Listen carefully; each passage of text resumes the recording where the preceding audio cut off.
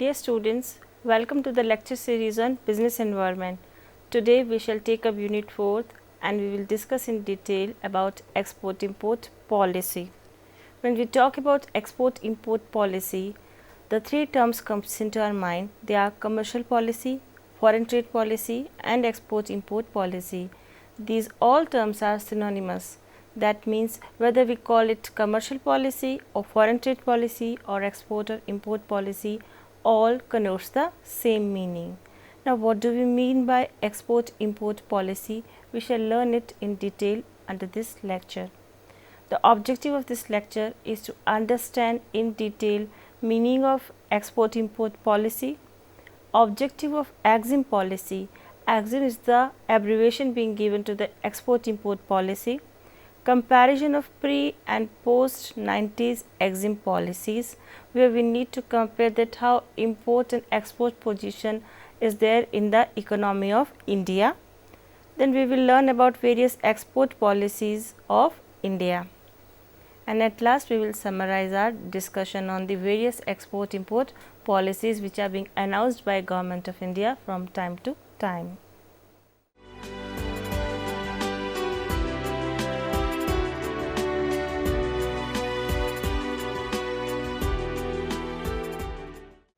Now, we shall start our discussion on the export-import policies in India. From time to time, the export-import policies in India are being announced by the Government of India. Till now, 7 big policies have been issued. The latest policy in relation to the export-import is being issued is Exim Policy 2009-2014. We shall start up our discussion from the Exim Policy 1985. Then we will discuss the features and objective of Exim Policy 1988-91, then Exim Policy 1992 to 1997. Afterward, the fourth one is Exim Policy 1997-2002. The fifth one is Exim Policy 2002 to 2007. Then the sixth policy which is being announced is Exim Policy 2004 and 2009, and the latest or the most recent one is Exim Policy 2009 to 2014. From this slide we can see that earlier the Exim policies were issued for 3 years, but after 1992 to 1997 they have been issued for a 5 years period. They have been made parallel to the 5-year plans in some of the cases, and every year a supplementary amendment is being issued which is being incorporated into the export-import policy of India. Now, a question comes to our mind is what is export-import policy? So, its definition is the foreign trade of India is guided by export-import policy of the Government of India. Hence, it contains policies in the spheres of foreign trade, that is with respect to import and export from the country, and more especially export promotion measures, policies and procedures related thereto. Export means selling abroad and import as bringing in India any goods and services. Hence, we can say that in order to regulate and enhance the exports, to promote the export measures, a policy is being announced by the Government of India which regulates the foreign trade in our economy. So, whatever regulations and the guidelines which are being given under export-import policies are beneficial for promoting the exports in India. Exim policies are regulated by the Foreign Trade Development and Regulation Act 1992. This is the regulatory body under which Exim policies are being governed. Exim policy is prepared and announced by central government. Exim policy of India aims to developing export potential, improving export performance, encouraging foreign trade and creating favorable balance of payment position. When we talk about creating favorable balance of payment position, means that we try to enhance our foreign earnings by enhancing the exports. Where the exports exceeds the import, obviously the balance of payment would be showing a favorable balance, since our balance of trade would be in a favorable position.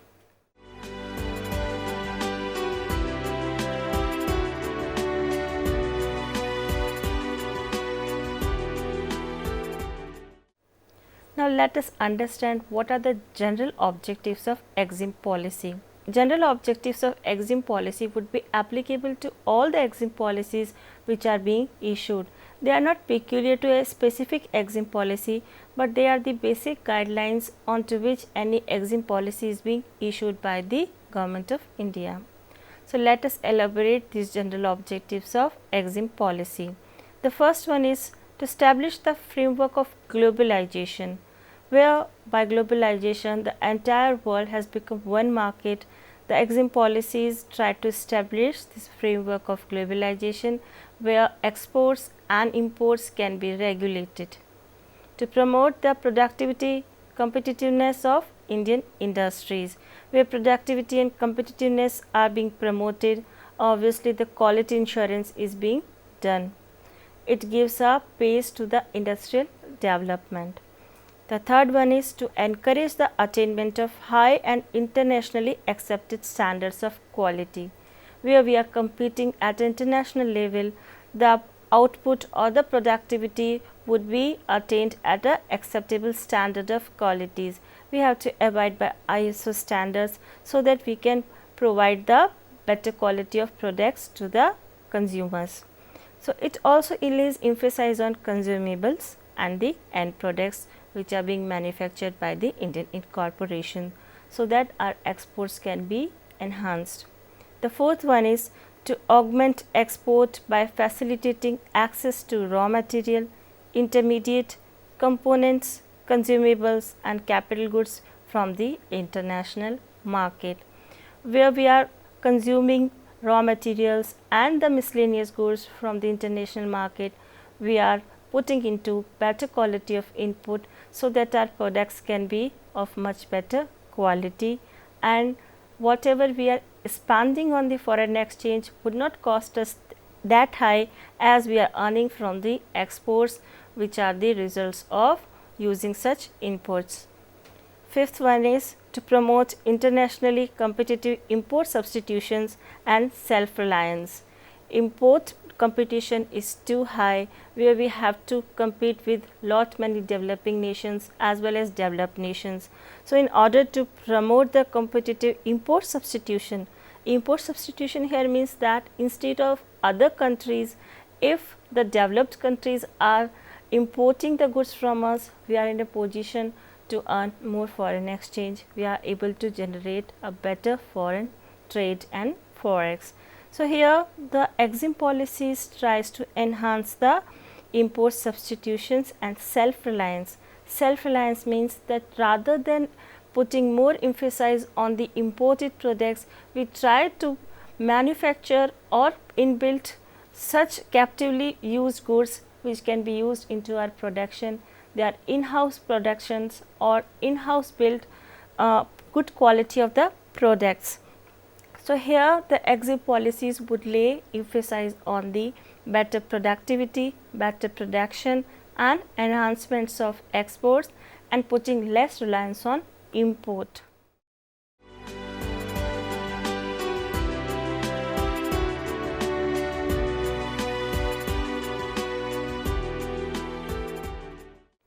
Now, students, we will have a comparison of the pre and post 90s Exim policy.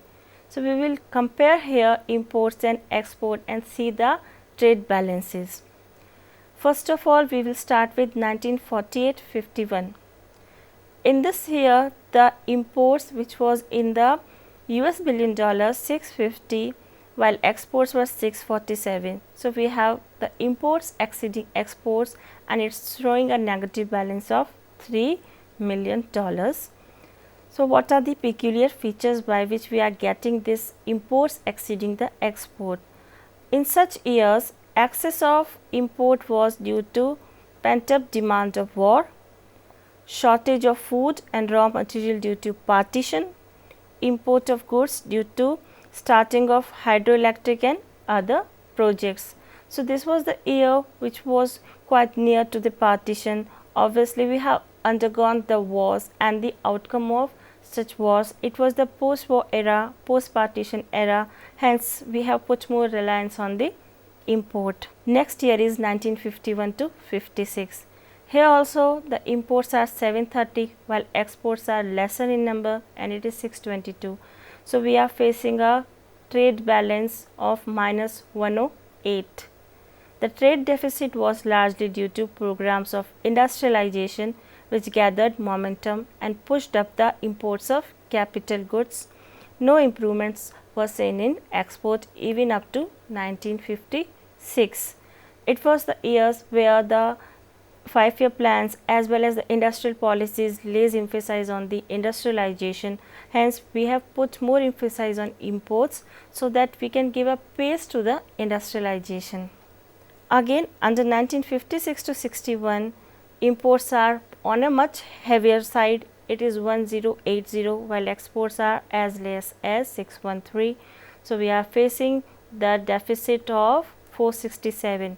Let us understand why this trade deficit of 467 was seen under 1956 and 61. It was excess of import due to setting of steel plants, heavy expansions, renovation on railways and modernization of many industries. Export lower than the import occur in second plan, which shows that export promotion drive did not materialized. In 1961-66, imports again were showing on a higher side while exports were lesser. Let us understand excess of import was due to rapid industrialization need, capital goods as raw material. Defense needs had increased due to aggression by China and Pakistan. They were the years of war. Need of food grains due to failure in the crops in 1965 and 66. Now, under 1966 to 69, where we have annual plans rather than the 5-year plans, what was the position? Let us evaluate it. Imports were 5775 while exports were on a much lesser side, it was 3708. So, we are again facing a trade deficit of minus 2067. It was on account of devaluation.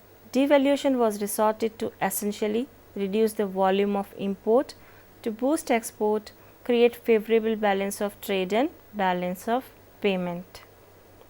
In 1969 and 74, imports were 1972, exports were 1810. So, again a trade deficit was there, but in comparison to the previous plans, that is annual plans, it was much lesser because we have overcome the war situations, we have able to create a better economic reforms. Let us understand what has happened during this era and what these figures are reflecting. As a consequence of import restriction policies with the vigorous export promotion measures during 1970-73, the country had favorable balance of trade for first time since independence, but several international factors pushed up the prices of petroleum products, steel, fertilizers, etc., results low magnitude of trade balance. There was a balance that was favorable. Here we have been able to get the balance of trade, but due to the international price rises in relation to the petroleum and other products, the trade balance was not as favorable as it should have been. Let us understand the position in 1974-79. Here the figures are again showing a trade deficit of 810. Significant increase in export during every year of this period. Export of coffee, tea, cotton, fabric, etc. recorded substantial increase in this period. But Janata government followed policy of haphazard import liberalization, results declined trade balance from 1977 to 78. So, the major reason of showing a trade deficit was the policies of liberalization which was announced by the Janata Party during then times. In 1980-85, let us evaluate the condition. Here also the trade deficit is on a much higher side. The imports are as high as 14,986 while the exports are lesser, they are 9051. So, it is showing again a trade deficit of minus 5935. So, decline in POL imports was more than by a big hike in non-POL imports as a consequence of import liberalization. Consequently, huge trade balance, that is negative balance, can be seen over here. In 1985 to 90, again we have recorded the trade balance, that is deficit trade balance.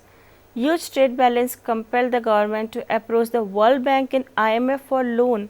So, it was a period where India has resorted to the external debts and have taken the help of World Bank and IMF in order to overcome the negative balance of payment and balance of trade. The government was also forced to apply brakes on the licensing policies of import. Here the reforms were made in the industrial licensing and so many items were removed from the negative list also.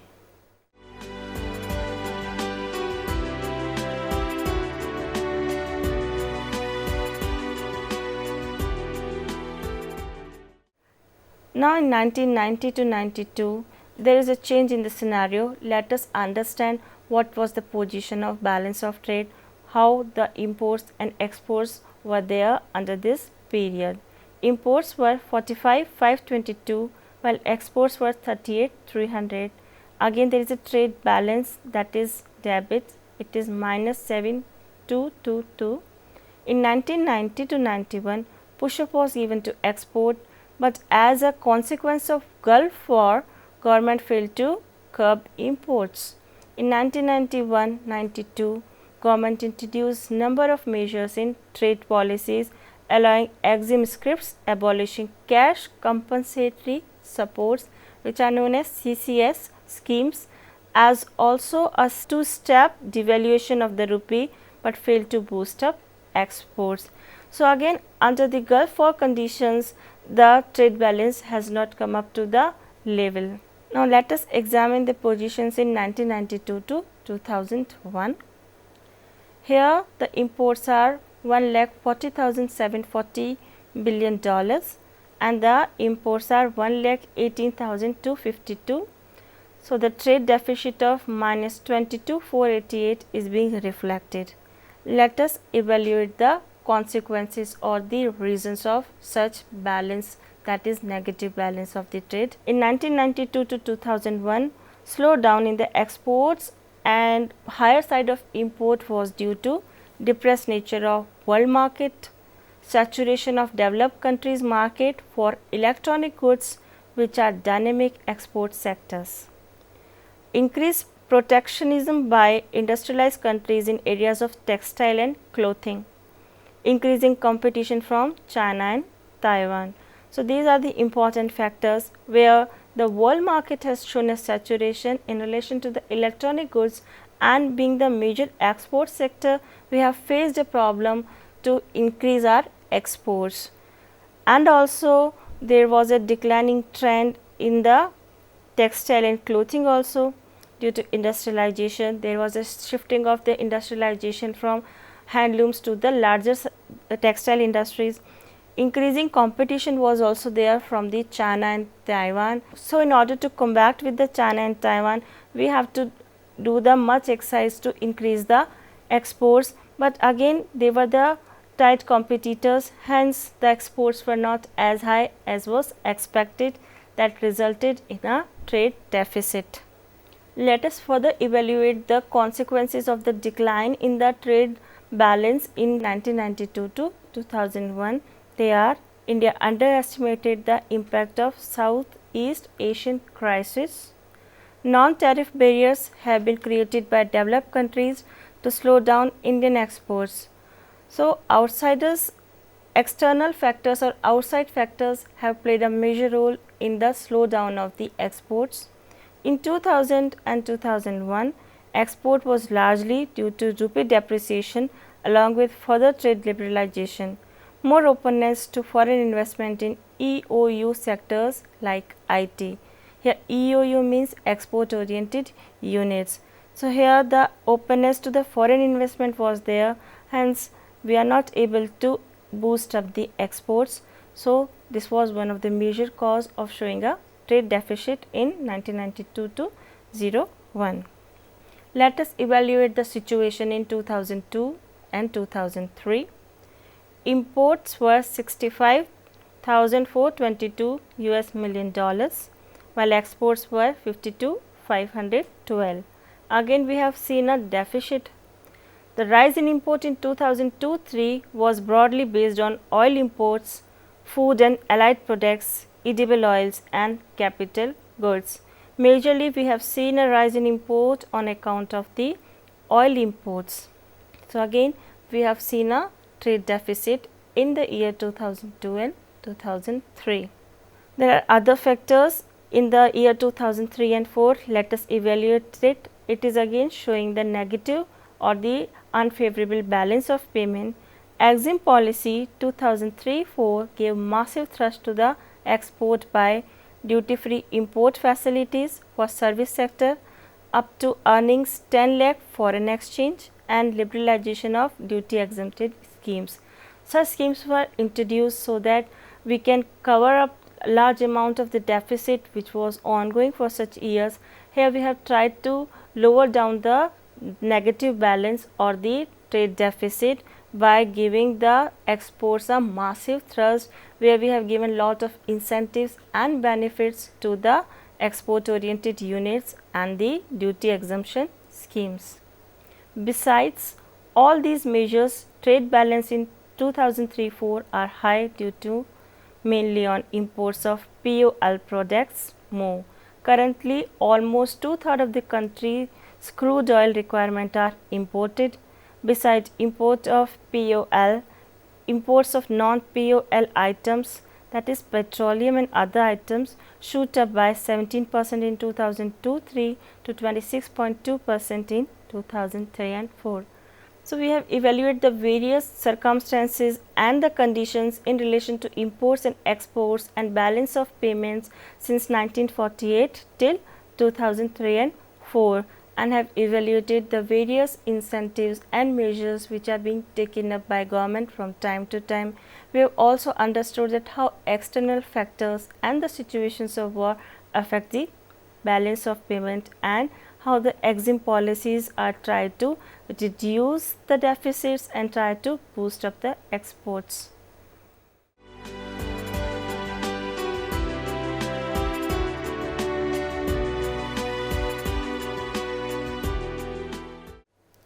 We are concluding up our lecture of today. Under today's lecture, we have learned in detail about the commercial policies or the foreign trade policy, and we have called it as export-import policy of India under various circumstances and for various years.